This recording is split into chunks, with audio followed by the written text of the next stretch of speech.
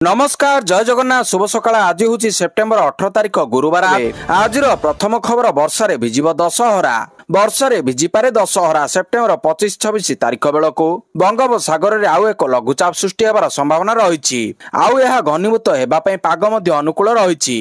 फल दशहरा वर्षा होबार आशंका एपरी हेले चलित दशहरा बजार फिका पड़ पारे। परवर्ती खबर प्रधानमंत्री नरेंद्र मोदी जन्मदिन में ओडिशा रे कोटिए छुईला वृक्षरोपण। प्रधानमंत्री नरेंद्र मोदी जन्मदिन में ओडिशा रे कोटिए छुईची वृक्षरोपण। सारा राज्य में गोटे दिन होता चारा संख्या 1,04,409। प्रधानमंत्री मोदी जन्मदिन में ओडिशा रे कोटिए छुईची वृक्षरोपण। राज्य सरकार जो 75 लाख चारा रोपणर लक्ष्य रखिथिले दिन 1:13 मिनिट से लक्ष्य हासिल होइतिला। वृक्षरोपण संध्या 5टा पर्यंत चलीथिला। कोटिए पार होईची वृक्षरोपण संख्या। सेप्टेम्बर 30 तारिख जाए वृक्षरोपण कार्यक्रम हाथकु नियाजिबो। वृक्षरोपण रे कोरापुट प्रथम, केन्दुझर द्वितीय, मयूरभंज तृतीय, सुंदरगढ़ चतुर्थ, कलाहांडी पंचम स्थान अधिकार करछि। परवर्ती खबर आज आरंभ होब विधानसभा मौसुमी अधिवेशन। विधानसभा मौसुमी अधिवेशन सरगरम हेब अधिवेशन। विधानसभा लगी त्रिस्तरीय सुरक्षा व्यवस्था करा जायछि। पुलिस कमिशनर डीजी सुरक्षा व्यवस्था जांच करिसंती। गोइंदा निर्देशकों आईन श्रृंखला डीजी उपस्थित रहिथिले। आतंकी आक्रमण मुकाबिला प्रतिहित पई मध्ये प्रस्तुत होईछि। आंदोलनकारी को रोकिबा पई निया जायछि सुरक्षा व्यवस्था।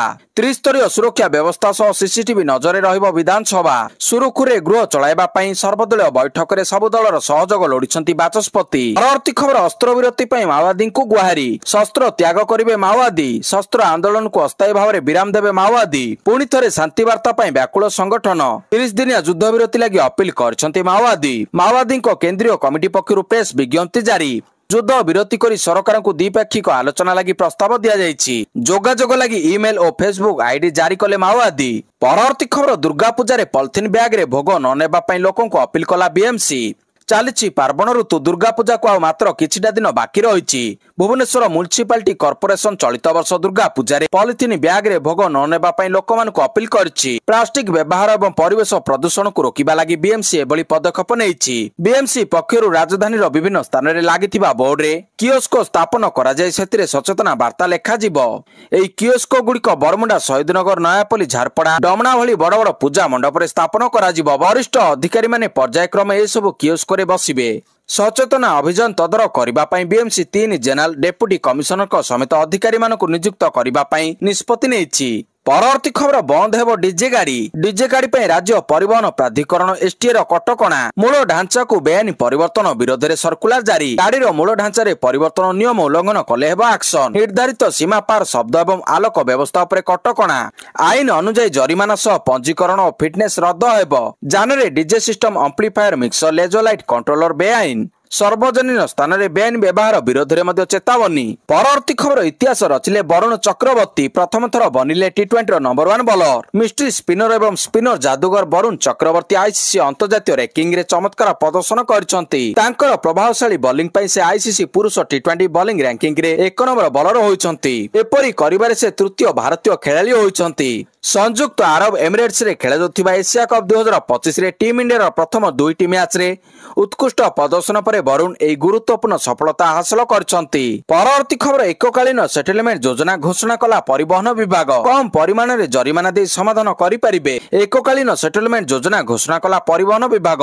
दीर्घ दिन धरी पड़ी रहउतिबा चालाणर समाधान नै पदक्षेप। उल्लंघनकारी कम परिमाण रे जरिमाना दे समाधान करि परिबे। 31 जुलाई 2025 पर्यंत अमीमांसित ई चालाण पई लागू। এই যোজনা বিজ্ঞপ্তি জারি দিনରୁ 6 মাস ପାଇଁ ବୈଧ ରହିବ। ପରବର୍ତ୍ତୀ ଖବର ବିଶ୍ୱ ଆଥଲେଟିକ୍ସ ଚାମ୍ପିୟନशिप ଫାଇନାଲରେ ନୀରଜ ଚୋପ୍ରା ପାକିସ୍ତାନର ଅର୍ଶନ ନଦୀମଙ୍କ ସହ ହେବ ଟକ୍କର। ଜାପାନର ଟୋକିଓରେ ଚାଲିଥିବା ବିଶ୍ୱ ଆଥଲେଟିକ୍ସ ଚାମ୍ପିୟନशिप ଫାଇନାଲ ପାଇଁ ଯୋଗ୍ୟତା ଅର୍ଜନ କରିଛନ୍ତି ନୀରଜ ଚୋପ୍ରା। ନୀରଜ ଚୋପ୍ରା ପ୍ରଥମ ପ୍ରଚେଷ୍ଟାରେ 84.85 मीटर थ्रो सहित फाइनल को जाइछंती। फाइनल रे प्रवेश करिबा पई ताकू 84.50 मीटर दूर जावलिन थ्रो करिबार थिला, किंतु नीरज प्रथम चेष्टा रे ही 84.85 मीटर थ्रो करिछंती। आज फाइनल खेला जिवो पाकिस्तान अरशद नदीम को सह मुहामुही हेबे नीरज चोप्रा। परवर्ती खबर 24 रे विधानसभा घेरिबो महिला कांग्रेस। आज आरंभ हेबाकू जाउची विधानसभा रे मौसुमी अधिवेशन। एथि पई कमिशनर पुलिस पक्षरु सुरक्षा व्यवस्था को कड़ाकड़ी करा जायछि। पुलिस डीजी सुरक्षा व्यवस्थार जांच करिछंती। ଅଧିବେଶନ ସମୟରେ 3 ଥାକିଆ ସୁରକ୍ଷା ବ୍ୟବସ୍ଥା ରହିବ ବୋଲି ସେ ଜଣାଇଛନ୍ତି। ପରବର୍ତ୍ତୀ ଖବର ଇଭିଏମ ରେ ରହିବ ପ୍ରାର୍ଥୀଙ୍କ ରଙ୍ଗୀନ ଫଟୋ। ଆଗାମୀ ସପ୍ତାହ ଗୁଡ଼ିକରେ ବିହାରରେ ବିଧାନସଭା ନିର୍ବାଚନ ପାଇଁ ମତଦାନ ହେବ। ଆଗାମୀ ସପ୍ତାହ ଗୁଡ଼ିକରେ ବିହାରରେ ବିଧାନସଭା ନିର୍ବାଚନ ପାଇଁ ମତଦାନ ହେବ। ନିର୍ବାଚନ କମିଶନ ଏ ପର୍ଯ୍ୟନ୍ତ ତାରିଖ ଘୋଷଣା କରିନାହାନ୍ତି। ତଥାପି ତାରିଖ ଘୋଷଣା କରିବା ପୂର୍ବରୁ ନୂତନ ନିର୍ଦ୍ଦେଶାବଳୀ ଜାରି କରିଛନ୍ତି। କମିଶନ ବିହାରରେ ଏକ ନୂତନ ପରୀକ୍ଷଣ ଆରମ୍ଭ କରୁଛନ୍ତି, ଯାହା ଅଧୀନରେ ଇଭିଏମ ବାଲଟ ପେପରରେ ଏବେ ପ୍ରାର୍ଥୀଙ୍କ ରଙ୍ଗୀନ ଫଟୋ ରହିବ। ପୂର୍ବରୁ କଳା ଏବଂ ଧଳା ଫଟୋ ରହୁଥିଲା। ନିର୍ବାଚନ commission electronic voting machine EVM ବାଲଟରେ ପ୍ରାର୍ଥୀଙ୍କ ଫଟୋ ରଖିବା ପାଇଁ ନିର୍ଦ୍ଦେଶ ଜାରି କରିଛନ୍ତି। ଏହି ପରୀକ୍ଷଣ ପ୍ରାରମ୍ଭରେ ବିହାରରେ କରାଯାଉଛି ଏବଂ ପରେ ଏହାକୁ ଅନ୍ୟ ରାଜ୍ୟଗୁଡ଼ିକରେ ବିସ୍ତାର କରାଯିବ। ପରବର୍ତ୍ତୀ ଖବର ମୋଦିଙ୍କ ଜନ୍ମଦିନର ଶୁଭେଚ୍ଛା ଜଣାଇଲେ ଇଟାଲୀର ପ୍ରଧାନମନ୍ତ୍ରୀ ମେଲୋନି। ଇଟାଲୀର ପ୍ରଧାନମନ୍ତ୍ରୀ ଜିଓର୍ଜିଆ ମେଲୋନି ପ୍ରଧାନମନ୍ତ୍ରୀ ନରେନ୍ଦ୍ର ମୋଦିଙ୍କର ତାଙ୍କ 75ତମ ଜନ୍ମଦିନରେ ହାର୍ଦ୍ଦିକ ଶୁଭେଚ୍ଛା ଜଣାଇଛନ୍ତି। ସେ ତାଙ୍କ ନେତୃତ୍ୱ ଦୃଢ଼ ନିଷ୍ପତ୍ତି ଏବଂ ବିଶ୍ୱର ଲକ୍ଷ ଲକ୍ଷ ଲୋକଙ୍କୁ ପ୍ରେରଣା ଦେବାର କ୍ଷମତାକୁ ପ୍ରଶଂସା କରିଛନ୍ତି। ଏକ୍ସରେ ସେୟାର କରାଯାଇଥିବା ଏକ ହୃଦୟସ୍ପର୍ଶୀ ପୋଷ୍ଟରେ ମେଲୋନି ଲେଖିଛନ୍ତି, ଭାରତୀୟ ପ୍ରଧାନମନ୍ତ୍ରୀ ନରେନ୍ଦ୍ର ମୋଦିଙ୍କୁ 75ତମ ଜନ୍ମଦିନର ଶୁଭେଚ୍ଛା। ଏଥିସହ ରାଷ୍ଟ୍ରପତି ଦ୍ରୌପଦୀ ମୁର୍ମୁ ଏବଂ ମୁଖ୍ୟମନ୍ତ୍ରୀ ମୋହନ ଚରଣ ମାଝୀ ମଧ୍ୟ ଶୁଭେଚ୍ଛା ଜଣାଇଛନ୍ତି। ପରବର୍ତ୍ତୀ ଖବର ମଧ୍ୟପ୍ରଦେଶରେ ପାକିସ୍ତାନକୁ ମୋଦିଙ୍କ ଟାର୍ଗେଟ। ଦେଶବାସୀ ବିକଶିତ ଭାରତର ସଂକଳ୍ପ ନେଉଛନ୍ତି। ବିକଶିତ ଭାରତର 4 ସ୍ତମ୍ଭ ହେଉଛି ନାରୀ ଶକ୍ତି, ଯୁବ ଶକ୍ତି, ଗରିବ ଓ କୃଷକମାନେ। ପରମାଣୁ ଧମକକୁ ଭାରତ ଡରେନି। ଆମ ଯବାନ ପାକିସ୍ତାନକୁ ଆଣ୍ଠେଇଛନ୍ତି। ଅପରେସନ ସିନ୍ଦୁରରେ ଆତଙ୍କୀ ଠିକଣାକୁ ଧ୍ୱଂସ କରିଛୁ।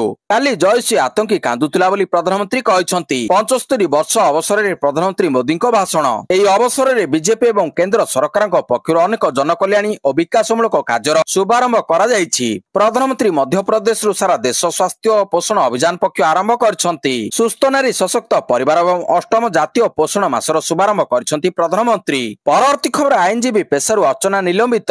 ଆଇନଜୀବୀ ପରିଷଦ ପକ୍ଷରୁ ଗୁରୁତ୍ୱପୂର୍ଣ୍ଣ ନିଷ୍ପତ୍ତି ନିଆଯାଇଛି। ଓଡ଼ିଶା ରାଜ୍ୟ ଆଇନଜୀବୀ ପରିଷଦ ତରଫରୁ ପ୍ରକାଶିତ ଏକ ପ୍ରେସ୍ ବିଜ୍ଞପ୍ତିରେ ଅଧ୍ୟକ୍ଷ ସୀତାଂଶୁ ମୋହନ ଦ୍ୱିବେଦୀ ଅର୍ଚ୍ଚନା ନାଗଙ୍କୁ ଆଇନଜୀବୀ ପେଶାରୁ ନିଲମ୍ବନ କରାଯାଇଥିବା ଏବଂ ତାଙ୍କ ବିରୋଧରେ ଶୃଙ୍ଖଳାଗତ କାର୍ଯ୍ୟାନୁଷ୍ଠାନ ନିମନ୍ତେ ପରିଷଦ ତରଫରୁ ନିଆଯାଇଥିବା ନିଷ୍ପତ୍ତି ସମ୍ବନ୍ଧରେ ସୂଚନା ପ୍ରଦାନ କରିଛନ୍ତି। ବିବରଣୀରୁ ପ୍ରକାଶ ଯେ ଅର୍ଚ୍ଚନା ନାଗ ତାଙ୍କ ବିରୋଧରେ ଥିବା ଫୌଜଦାରୀ ମାମଲା ସମ୍ପର୍କିତ ତଥ୍ୟ ସମ୍ପର୍କରେ ଉଦ୍ଦେଶ୍ୟ ପ୍ରଣୋଦିତ ଭାବରେ ଗୋପନ ରଖି ଓକିଲାତି ପେଶାରେ ଆଇନଜୀବୀ ଭାବରେ ପଞ୍ଜୀକରଣ ଫର୍ମ ଦାଖଲ କରିଥିଲେ ଏବଂ ଧୃତାମୀ ଓ ଠକାମୀ ପୂର୍ବକ ନିଜକୁ ଆଇନଜୀବୀ ହିସାବରେ ପଞ୍ଜୀକରଣ କରାଇଥିଲେ। ପରବର୍ତ୍ତୀ ଖବର କଂଗ୍ରେସକୁ ଝଟକା। ପ୍ରଧାନମନ୍ତ୍ରୀ ମୋଦିଙ୍କ ଏଆଇ ଭିଡିଓ ହଟାଇବା ପାଇଁ ନିର୍ଦ୍ଦେଶ। କଂଗ୍ରେସ ଦ୍ୱାରା ସେୟାର କରାଯାଇଥିବା ପ୍ରଧାନମନ୍ତ୍ରୀ ମୋଦି ଏବଂ ତାଙ୍କ ମାଙ୍କର ଏଆଇ ଭିଡିଓ ମାମଲାର ଶୁଣାଣି କରିବା ସମୟରେ କଂଗ୍ରେସ ଉପରେ ବର୍ଷିଛନ୍ତି ପାଟନା ହାଇକୋର୍ଟ। ତୁରନ୍ତ ଏହି ଭିଡିଓକୁ ହଟାଇବା ପାଇଁ ନିର୍ଦ୍ଦେଶ ମଧ୍ୟ ଦେଇଛନ୍ତି। ପାଟନା ହାଇକୋର୍ଟର କାର୍ଯ୍ୟକାରୀ ମୁଖ୍ୟ ବିଚାରପତି ପିବି ବଜନ୍ତାରୀ ନିର୍ଦ୍ଦେଶ ଦେଇଛନ୍ତି ଯେ ପ୍ରଧାନମନ୍ତ୍ରୀ ମୋଦି ଏବଂ ତାଙ୍କ ସ୍ୱର୍ଗତ ମାତା ହୀରାବେନ ମୋଦିଙ୍କୁ ଅପମାନିତ କରୁଥିବା ଭିଡିଓକୁ ସମସ୍ତ ସୋସିଆଲ ମିଡିଆ ପ୍ଲାଟଫର୍ମରୁ ତୁରନ୍ତ ହଟାଯାଉ। ପରବର୍ତ୍ତୀ ଖବର ପ୍ରଧାନମନ୍ତ୍ରୀଙ୍କ ଜନ୍ମଦିନ ମାଷ୍ଟର କ୍ୟାଣ୍ଟିନରେ ସ୍ୱଚ୍ଛ ଭାରତ ଅଭିଯାନ କାର୍ଯ୍ୟକ୍ରମ। ପ୍ରଧାନମନ୍ତ୍ରୀ ନରେନ୍ଦ୍ର ମୋଦିଙ୍କ ଜନ୍ମଦିନ ଅବସରରେ ବିଜେପି ପକ୍ଷରୁ ସ୍ୱଚ୍ଛ ଭାରତ ଅଭିଯାନ ଅନୁଷ୍ଠିତ ହୋଇଛି। ରାଜଧାନୀରେ ମୁଖ୍ୟମନ୍ତ୍ରୀ ମୋହନ ଚରଣ ମାଝୀ ସାମିଲ ହୋଇଥିଲେ। ପ୍ରଧାନମନ୍ତ୍ରୀ ମୋଦିଙ୍କ ଜନ୍ମଦିନ ଅବସରରେ ସ୍ୱଚ୍ଛ ଭାରତ ଅଭିଯାନ କାର୍ଯ୍ୟକ୍ରମର ଆୟୋଜନ କରାଯାଇଥିଲା। ବିଜେପି ରାଜ୍ୟ କାର୍ଯ୍ୟାଳୟରେ ଆୟୋଜିତ ହୋଇଛି ରକ୍ତଦାନ ଶିବିର। କାର୍ଯ୍ୟକ୍ରମରେ ମୁଖ୍ୟମନ୍ତ୍ରୀ ରାଜ୍ୟ ସଭାପତି ମନମୋହନ ସାମଲ ଓ ପ୍ରଭାରୀ ବିଜୟପାଲ ସିଂ ତୋମର ଉପସ୍ଥିତ ରହିଥିଲେ। ପରବର୍ତ୍ତୀ ଖବର ଆସନ୍ତା 23ରେ ଅସ୍ଥାୟୀ ରତ୍ନଭଣ୍ଡାରରୁ ଅଳଙ୍କାର ସ୍ଥାନାନ୍ତର। ମହାପ୍ରଭୁଙ୍କ ଅଳଙ୍କାର ଆସନ୍ତା 23 ତାରିଖରେ ସ୍ଥାନାନ୍ତରିତ ହେବ। ଅସ୍ଥାୟୀ ରତ୍ନଭଣ୍ଡାରରୁ ସ୍ଥାୟୀ ରତ୍ନଭଣ୍ଡାରକୁ ଏହା ସ୍ଥାନାନ୍ତରିତ ହେବ। ଏଥିପାଇଁ ଅମୃତ ବେଳା ସ୍ଥିର କରାଯାଇଛି। ସକାଳ 7:17ରୁ 11:17 ମଧ୍ୟରେ ଅଳଙ୍କାର ସ୍ଥାନାନ୍ତରିତ ହେବ। ଏଥିପାଇଁ କେବଳ ପାଳିଆ ସେବାୟତ ନିୟୋଜିତ ରହିବେ। ସେପ୍ଟେମ୍ବର 23 ତାରିଖ ପୂର୍ବରୁ ଆଲୋକ ବ୍ୟବସ୍ଥା କରାଯିବ। ଅଳଙ୍କାର ସ୍ଥାନାନ୍ତର ସମୟରେ ନାଟମଣ୍ଡପ ବନ୍ଦ ରଖାଯିବ, କିନ୍ତୁ ଭକ୍ତଙ୍କ ଦର୍ଶନ ପ୍ରବାହିତ ହେବ ନାହିଁ। ସ୍ଥାନାନ୍ତର ନ ସରିଲେ ସେପ୍ଟେମ୍ବର 24ରେ ମଧ୍ୟ ସ୍ଥାନାନ୍ତର କରାଯିବ।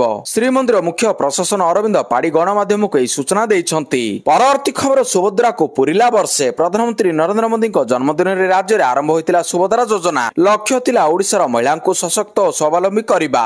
ଦେଶର ଏକ ପ୍ରମୁଖ କଲ୍ୟାଣକାରୀ ଯୋଜନା ସୁଭଦ୍ରା ଦ୍ୱାରା ସଫଳ ପ୍ରଧାନମନ୍ତ୍ରୀଙ୍କ ପୂର୍ବୋଦୟ ବିକାଶର ସଂକଳ୍ପ। ସୁଭଦ୍ରା ମାଧ୍ୟମରେ ଆତ୍ମନିର୍ଭରଶୀଳ ହୋଇଛନ୍ତି ଓଡ଼ିଆ ମହିଳା। ଏବେ ଯାଏଁ 3ଟି କିସ୍ତିରେ ପ୍ରଦାନ କରାଯାଇଛି ସୁଭଦ୍ରା ଟଙ୍କା। ଏହି ଟଙ୍କା ନେଇ ମହିଳାମାନେ ଆରମ୍ଭ କରିଛନ୍ତି ବ୍ୟବସାୟ। ହେଲେ ରାଜ୍ୟର ସବୁ ମହିଳାଙ୍କ ନିକଟରେ ପହଞ୍ଚି ପାରିନି ସୁଭଦ୍ରା। କିଛି ଅଯୋଗ୍ୟ ହିତାଧିକାରୀଙ୍କୁ ଟଙ୍କା ମିଳିଥିବା ବେଳେ ଆଉ କିଛି ଯୋଗ୍ୟ ଏବେ ମଧ୍ୟ ଅପେକ୍ଷାରେ ଅଛନ୍ତି। ଆବଶ୍ୟକ କାଗଜପତ୍ର ଅଭାବରୁ କିଛି ମହିଳା ଟଙ୍କା ପାଇବାରୁ ବଞ୍ଚିତ ଅଛନ୍ତି। ସୁଭଦ୍ରାର ବର୍ଷ ପୂର୍ତ୍ତି ପାଇଁ ଆୟୋଜିତ ହୋଇଛି ଧନ୍ୟବାଦ ମୋଦି। ରାଜ୍ୟର 338 ସିଡିପି ୟୁନିଟରେ ଧନ୍ୟବାଦ ମୋଦି କାର୍ଯ୍ୟକ୍ରମ କରାଯାଇଛି। ପରବର୍ତ୍ତୀ ଖବର ସୁସ୍ଥ ନାରୀ ସଶକ୍ତ ପରିବାର ମହିଳାଙ୍କ ସ୍ୱାସ୍ଥ୍ୟ ସୁରକ୍ଷା ପାଇଁ ବଡ଼ ପଦକ୍ଷେପ ନେଇଛନ୍ତି କେନ୍ଦ୍ର ସରକାର। ସୁସ୍ଥ ନାରୀ ସଶକ୍ତ ପରିବାର ଅଭିଯାନ ଜରିଆରେ ମହିଳାଙ୍କ ସ୍ୱାସ୍ଥ୍ୟ ରକ୍ଷାକୁ ସୁନିଶ୍ଚିତ କରାଯାଇଛି।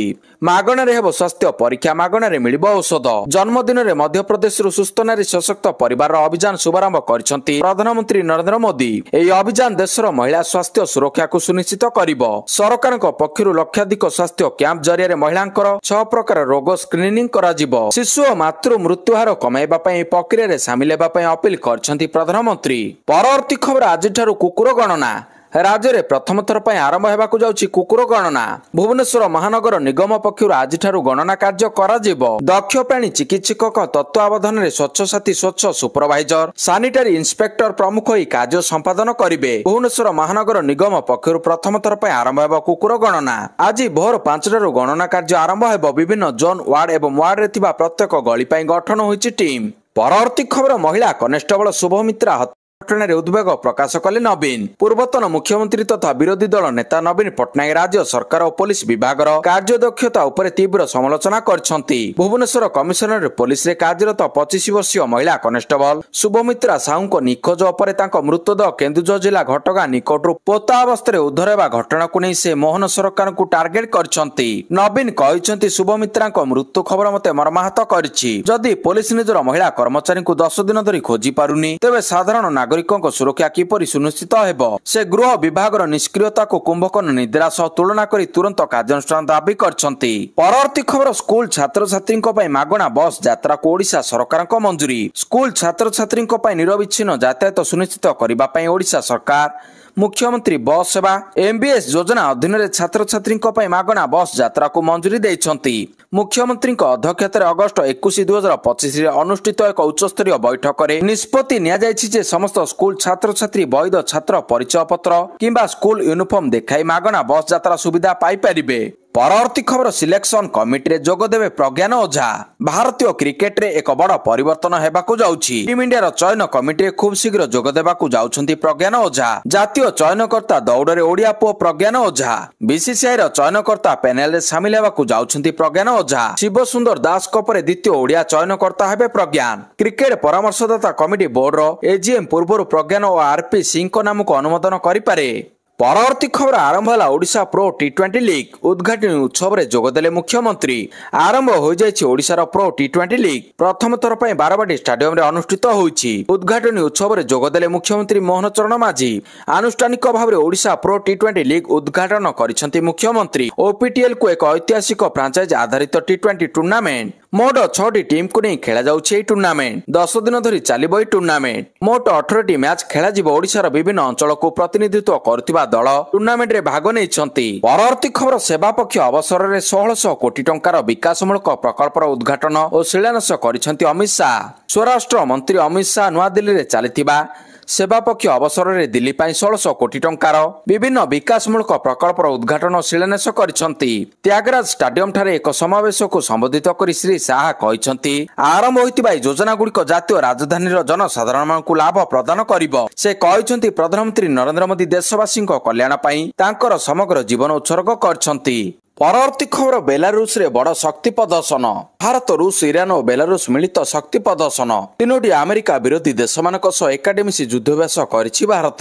ଏହା ଆମେରିକାର ଦବଦବା ପ୍ରତି ଏକ କଡ଼ା ଜବାବ ବୋଲି କୁହାଯାଉଛି। ମଧ୍ୟ ପ୍ରାଚ୍ୟରେ ଯୁଦ୍ଧ ଚିନ୍ତାକୁ ନେଇ ଆମେରିକା ସହ ଇରାନର ତିକ୍ତତା, ୟୁକ୍ରେନ ସହ ଯୁଦ୍ଧକୁ ନେଇ ରୁଷ ସହ ବିବାଦ, ଟାରିଫକୁ ନେଇ ଭାରତ ସହ ବିଗୁଡୁଥିବା ସମ୍ପର୍କ ଭିତରେ ଏବେ ବେଲାରୁଷରେ ମିଳିତ ଶକ୍ତି ପ୍ରଦର୍ଶନ ଦେଖିବାକୁ ମିଳିଛି। ଭାରତ, ରୁଷ, ବେଲାରୁଷ ଏବଂ ଇରାନ କରିଛନ୍ତି ମିଳିତ ସମରାଭ୍ୟାସ, ଯାହାର ନେତୃତ୍ୱ ନେଉଛି ରୁଷ। ସବୁଠାରୁ ବଡ଼ କଥା ହେଉଛି ସାମରିକ ପୋଷାକ ପିନ୍ଧି ରୁଷ ରାଷ୍ଟ୍ରପତି ଭ୍ଲାଦିମିର ପୁଟିନ ଯୁଦ୍ଧାଭ୍ୟାସ ସ୍ଥଳରେ ପହଞ୍ଚିଥିଲେ ଓ ସୈନିକଙ୍କ ମନୋବଳ ବଢ଼ାଇଥିଲେ।